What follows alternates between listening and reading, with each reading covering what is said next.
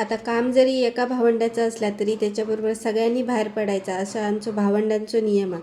कारण बऱ्याच टायमाक आपण एकमेकांकडे सुखदुःखाचे गोष्टी घरापेक्षा बाहेर गेल्यावर जास्त व्यक्त करतो, बरोबर ना? त्याच्यामुळे त्या नियमाचं पालन करीत मी आणि दीदी भावाबरोबर बाहेर पडलो. तर भावाक डॉक्टरकडे जायचा होता, पण दवाखाना बंद असल्यामुळे आमचं मोर्चा ATMकडे वळालो. आता मामान पैसे काढल्याबरोबर गोलून मामाकडसून 10 रुपये घेतल्यान आणि तो 100 रुपयाची गाडी घेऊन गेलो.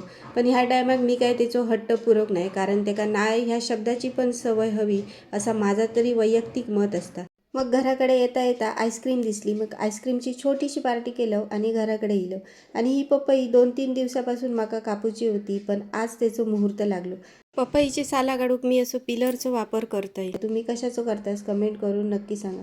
पण काय पण म्हणा, आजची पपई पण एकदम रसरशीच होती. आणि गोलूक आमच्या पपई आवडता, पण ती पण एकदम थोडीशी कच्ची, अजिबात हाताक लागता का म्हणे अशी पपई तो खाता. दुपारच्या टायमाक माझा एक पार्सल इलेला ता घेतलंय आणि संध्याकाळच्या टायमाक सगळ्यांच्या फरमाईशीनुसार कांदा भजी करून घेतलंय. आता खूप उशीर झालेलो, त्याच्यामुळे रेसिपी काय मी शूट करू नाही. चला तर मग आजच्या प्रती इतकेच गजाली. अशाच ओल्या सुक्या मालवणी गजालींसाठी चॅनल